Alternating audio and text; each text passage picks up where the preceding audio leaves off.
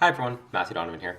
This is the October update. I'm way behind, but I'll tell you why in this video. October was super busy. The two main things that took up my time, well, the biggest thing was the election, right? I was running for school board trustee. The election was October 22nd, so that was near the end of the month, and it took a lot of time. Pretty well every free moment that I had, and I didn't have a lot of free moments to begin with, but every free moment that I had, I was spending on the election. And the other thing was LASIK. So Laurier hosted an international case competition. That was during the week immediately following Thanksgiving. We had 9 schools, 9 international schools, a couple from Canada, some from the States, one team from Mexico, and one team from Hungary, all come to compete. So I helped participate with that. I was helping prior to the conference itself, helping to write the cases. So one of our sponsors was TD and another sponsor was Shopify. So both of those companies, we had cases written about them. And that was just a fun experience. That wasn't a ton of time. It was some physical time commitment to be there during the days, and there was a gala one evening in the end for the award presentation to the 3 finalist teams and the best speaker. But it was a great experience. I've been involved on the other side of case competitions, so it was great fun to be able to help organize. I'm hoping to stay involved. I don't know in what capacity, but it was quite enjoyable. And also to see some similar people, some of the faculty advisors and even a couple of the competing students were returning from competitions that I've participated in the past, so that was great to see. And then the other big thing, as I said, was the election. So I looked at my calendar. I've got another monitor over here, but I looked at my calendar quickly before I started to film the video just to recap what went on in October. And every couple of days I had an event that I was physically going to, spending time at, but in addition to that, I was spending a lot of time still filming videos similar to this. I was out in the community, not in front of the computer, but filming videos, putting them together, posting them on YouTube, promoting them, Facebook, Twitter, and responding to comments. I don't know if I talked about this in one of my earlier videos, but there was a time in August where I put up a video about the Sir John A. Macdonald statue. I was intending to spend the next couple of days out knocking on doors because I was done exams. I had a period of time where I was planning on just getting out and talking to people. And I did talk to people, but it wasn't knocking on doors because posting this video, the Sir John A. Macdonald video, had somewhere around 20,000 people that it ended up reaching, and I spent 2 full days just responding to comments. So I tried throughout my campaign to make an effort to respond to each and every person who sent me a message, whether or not that was by phone, by email, in person when I saw people, or in particular on social media, especially Facebook. It was a huge way that I was reaching people. And as I said, I wanted to make an effort to respond to each and every single person. Had a lot of dialogue, a lot of back and forth on that. And there were people I didn't necessarily agree with and people that didn't necessarily agree with me, but I wanted to have a respectful dialogue. I also wanted to make sure I didn't turn down any opportunities that I didn't need to turn down for other conflicts, for example. So I spent one Sunday, a wonderful Sunday, at the Waterloo Region Chinese Association, networking with them and many other candidates who also chose to show up. I was at a Bridges of Hope initiative where there were 2 grade 12 students in the Waterloo Region District School Board secondary schools who were putting on an initiative trying to raise awareness around mental health. And they took 3 bridges in Waterloo, Kitchener, and the surrounding communities. And I had a conflict with the Waterloo event, so I went to one in the Waterloo region, the greater region in Wilmot.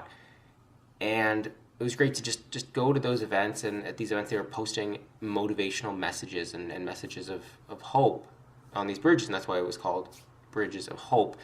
Again, just a great opportunity to see other candidates who are running, community members, parents, teachers, the students themselves that were putting on this initiative. So it was great to be able to partake in all of these events. There's also a couple of debates that were hosted or just informal Q&A sessions, and both participating in those, but also talking to the people after the event, before the event.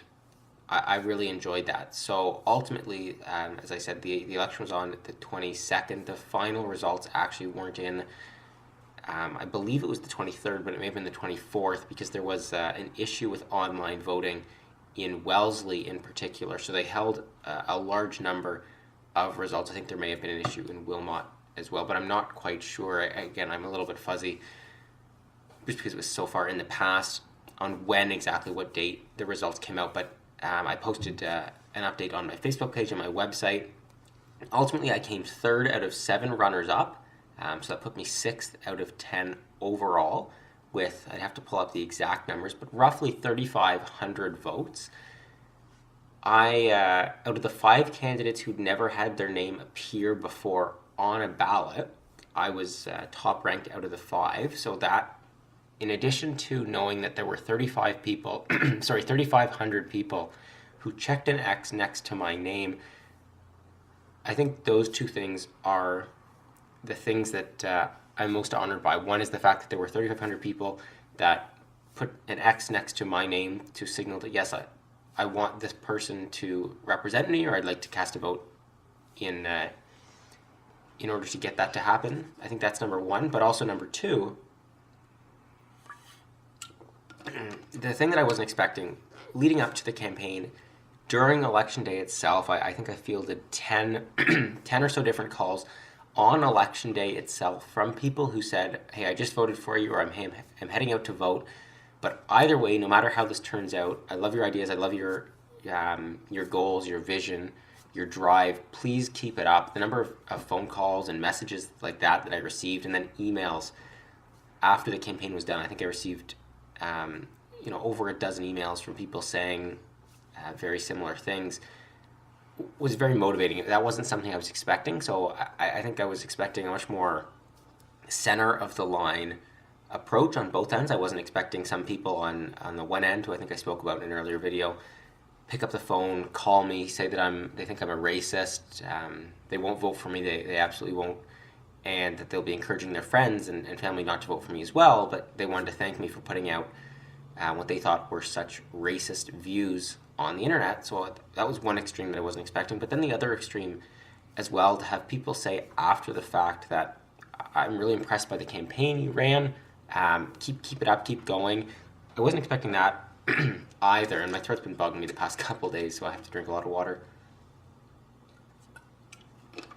But exactly that, it was on both ends of the spectrum. I wasn't expecting that, but now it's done, and I'm very grateful that it was done. It took a ridiculous amount of time, both in September and October, which is when the school term was going on, and I think that's when it was most apparent to me. But ever since July, when I filed my nomination, July was a lot of building the content, getting the roots sort of situated. I did a little bit of knocking on doors, but that was primarily in August, was my main outreach, was knocking on doors, putting out videos, trying to communicate with people. And in September and October were much more focused towards the election. That's when people really started to care. I know there was a couple days in July I was knocking on doors.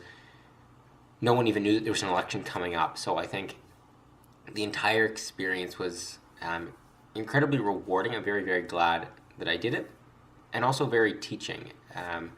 I've learned a lot about the entire process, a lot that I didn't necessarily expect. And I think one of the things I talked about, and I have it, I'm looking around to see if I have one of my brochures still lying around.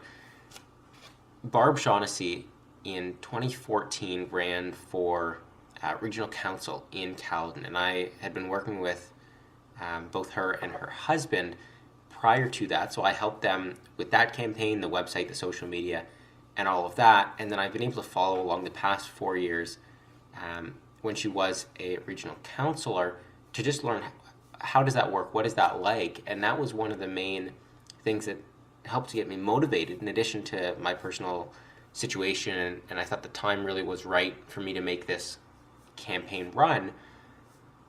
But there's a lot that I didn't know going into it about what the process would be like, and a lot that I didn't or I wasn't able to see just from observing Barb's campaign and the capacity in which I was able to observe it.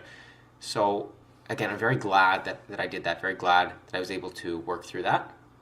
But those were the two main involvements. And I think each month when I do these, I have a couple of main things, right, that the month revolves around. I have 1, 2, 3, 4 or 5, I think it is. 1, 2, 3. I have 5 goals that I try and work on every single month. And I never seem to be able to get to all 5 of them.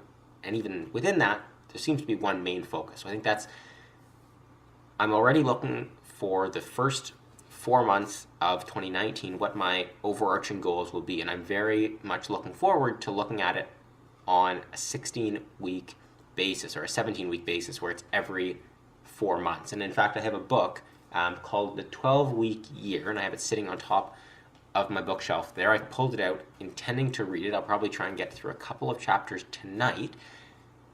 But I'm hoping now I have one more exam, but lots of free time. So I'm hoping to get some books done, get some exercise done, and we'll talk on that in just a moment. But I'm really looking forward to shortening the timelines and thinking much more broad, but much more actionable in terms of what do I want to get done within these 16 weeks, within these 4 months. So we'll quickly just run through these. So languages is the first goal, and I uploaded a short video at the end of October, really talking about my progress. And I was focusing on Italian slightly, but really I think for the first 25 or so days of October, I didn't do anything with regard to languages. Really, October was go, go, go for the election. I'm not trying to make an excuse, but that's sort of what happened. I didn't spend a lot of time on languages, but Italian was what I was focused on. But that changed, and let me look up the date here. I think it was the 26th or 27th, either the Saturday or the Friday. I was on shift for the emergency response team. We went to get a burger to get something to eat, and the woman at the cash was from Venezuela, so we had a little bit of a conversation just in English. But I left and I was newly motivated, and I thought, wow, this is someone, she's coming from Venezuela.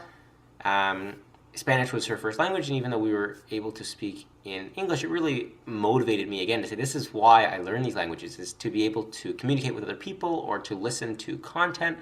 Really, it's to be able to have that flow of ideas. So that was a motivating factor for me, and as a result, I spent 4 or 5 days at the end of October focusing again on Spanish, revisiting those stories that I look at and I used to read and gain some of that initial content. But I also booked 2 lessons, I think it was, either 1 or 2 lessons on italki to actually have that conversation in Spanish. So I put up a video talking about that, but languages was very slow throughout the entire month, but then right at the end, I had a big peak where, maybe not a huge peak, but I was motivated again, and I started with Spanish. And I quite like Spanish. I'd put it in the upper half of languages that I like. I think it'd be probably my second favorite. I think German would be my most favorite, Spanish the second favorite, but again, that partly comes down to just I've studied German more, so I feel more comfortable with the language, but I quite like Spanish, and I loved this push to just spend a little bit more time and work on that. Reading and exercise, very similar to what the rest of the year has been, in the sense that there's no progress. And something else that I'm thinking of now and really wanting to do is try and get a visual tracker together, maybe just 12 bars. I'll probably do this just as a recap. I don't know if I'll do it going forward now that I'm planning on changing the focus, but just to be able to look back and say every single month, where was I in terms of progress? And I see some people, they have journals and they fill in squares, and that's something that I actually investigated at one point, was filling in every single day, did I spend progress on this goal? And that might be something that I'll try and do on a micro level with the smaller goals, but just revisiting this past year, now that we're nearing the end of the year, to say, okay, what goals did I make progress on each month? And reading and exercise, right up until I'm thinking it's going to be the end, right in December, are going to be pretty well no progress. At least that's what it looked like in October. Co-op was the same, but for slightly different reasons. So there was nothing going on for co-op, but that was a deliberate effort. My next co-op term isn't until the summer of 2019. So I'm starting to look for a job now, but I wasn't in October. So in October, we're still a little bit far out. So no update there. And the final update is just staying involved. So I talked about LASIK and I talked about the election. Those were two big events that I was working on, in addition to being a teaching assistant and practicing every other week or so for the case competition team. We have two upcoming competitions, but that was a slower month as well for case competition practice, just because of a reading week. One of the practices was down in Toronto, so we didn't attend. So it was a slower month in terms of that. TAing was just as busy, and as well the emergency response team. So that's every other week pretty well. I spend one night shifting for 7 hours, primarily just on call, not active doing something for 7 hours. I spend the time studying or catching up with TA work, doing marking, things of that sort. But that's pretty well the update for October.